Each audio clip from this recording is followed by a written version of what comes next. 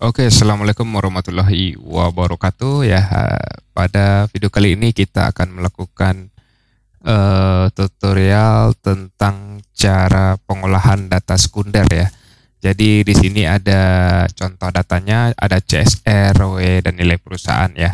Nah, jadi untuk data sekunder ini kita pengolahannya dengan FUSE ya. Jadi pengolahan data dengan FUSE itu kita harus menggunakan 3 tahap uji ya, sesuai dengan ketentuannya. Jadi di sini saya tidak menekankan teori ya, tapi bagaimana cara untuk melakukan uji tersebut ya. Uji tersebut itu kan ada dengan 3 tahap seperti ini. Nah, di sini sudah saya buatkan ringkasannya, yaitu dengan uji Chow ya. Uji Chow ini fungsinya ya untuk bertujuan menentukan model yang terbaik antara pendekatan common effect atau pendekatan efek tetap ya. Nah, seperti itu ya. Begitu juga dengan uji selanjutnya ke bawahnya ya. Nah, jadi langsung saja ya kita baca teori ini langsung dengan prakteknya supaya lebih paham ya. Langsung di sini kita copy saja. Oh ya, bukan di copy ya, tapi buka FUSE-nya, kita ke file, kita ke new work file ya. Nah, seperti ini. Nah, ini start date-nya dari mana? Kita ambil data dari sini. Ini kan diawali dengan 2020 dan diakhiri dengan 2022 ya. Nah, berarti di sini ambil ganti dengan balance panel ya. Start date-nya 2020, end date-nya di 2022 ya, 2022. Number of section-nya bisa dilihat di sini. Ini kan sampelnya kan 93. Berarti 93 dibagi 3 tahun kita dapatkan 31 ya. Nah, oke. Dapat dari mana? Yaitu 93 atau banyak sampel ini dibagi 3 tahun ya. Ini kan sampelnya 93. Oke. Lanjut ya. Nah, kita coba pelan-pelan ya. Lalu kita ke quick ya. Ambil di sini empty group ya. Ambil empty group. Kita masukkan di sini ya. Nah, angka atau nilai ini ya. Caranya Ctrl C panah bawah, panah kanan, Ctrl C. Langsung saja kita paste di sini. Paste. Nah, ini ganti saja series atasnya X1. Oh, sorry ya. Ini bentar. Kita copy lagi nih. Nah, copy, paste lagi di sini. Ya, ini Nah, jadi yang dirubah yang paling atas ya. Nah, jangan sampai salah. X1, X2, terus Y. Nah, kalau udah seperti ini, kita akan lakukan langsung uji Chow ya, uji Chow. Nah, untuk bisa dilihat di sini. Nah, ketentuannya kita harus lakukan uji Chow dulu, yaitu untuk membandingkan CM dengan FEM ya. Nah, oke, langsung saja di sini kita ke quick estimate equation ya. Di sini Y, C, X1, X2 ya, sesuai dengan ini. Terserah nanti teman-teman misalnya ada S3, S4 atau yang lainnya ya. Nah, terus di sini ketentuannya bisa dilihat di sini. Nah, di sini cross sectionnya fix ya. Cross section fix periode no one ya. Nah, bisa dilihat atau diambil di sini cross section fix. Nah, periodenya no one ya. Sesuai dengan ini, sesuai ringkasan yang sudah saya buatkan ya. Oke. Terus di sini ya bisa dilihat juga ketentuannya besar dari 0,05 berarti kita CEM, kecil dari 0,05 berarti menggunakan FEM ya. Nah, ini ringkasan ya. Nah, oke, langsung saja di sini oke. Nah, ini belum hasilnya, bukan ini yang hasil uji. Ini hasil dari regresinya ya. Nah, ini nanti digunakan nanti kalau kita udah menggunakan mana yang digunakan, baru ini hasil regresinya. Tapi kita ke view, fix random ya. Nah, ambil yang ini, likelihood ratio atau uji Chow ya. Nah, ini dia. Nah, ambil view, fix random ya. Nah, oke. Nah, di sini yang diperhatikan nilai ini. Nah, nilai ini ya sesuai dengan ketentuannya di sini. Nah, jika nilainya besar dari 0,5 kita baca interpretasinya. Nah, di sini bisa kakak lihat ya. Kita ke sini, kita geser ke samping sini. Ops.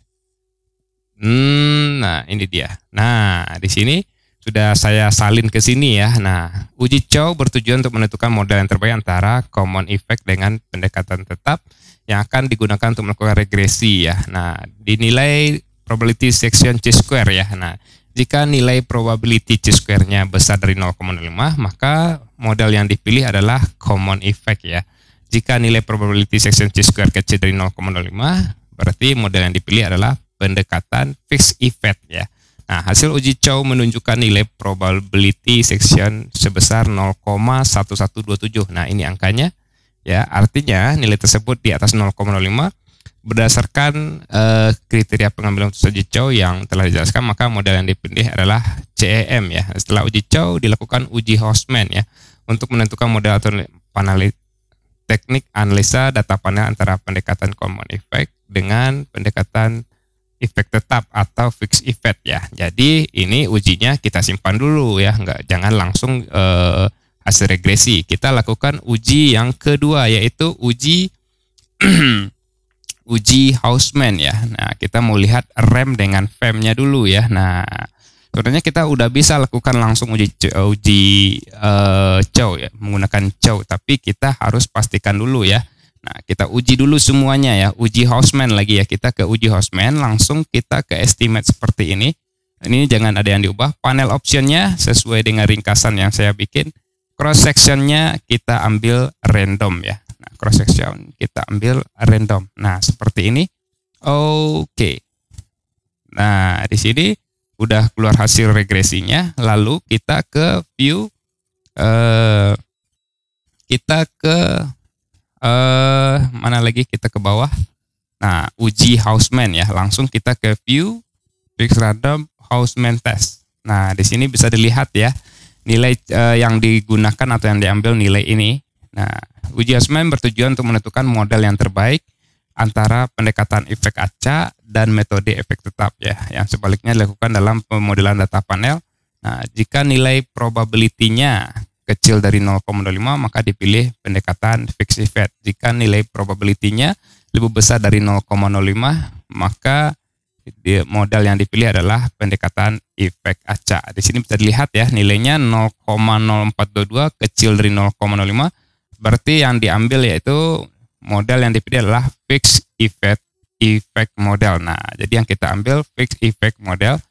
Nah, fixed effect model. Tapi ini harus kita lakukan lagi ya, jam dengan remnya dulu ya. Nah, sebenarnya kita udah bisa dapatkan ya hasilnya.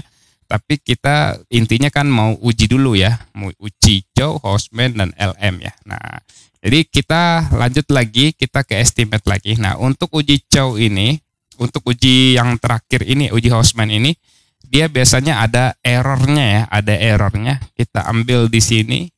Nah, sectionnya no one semua ya, no one semua. Nah, ini oke.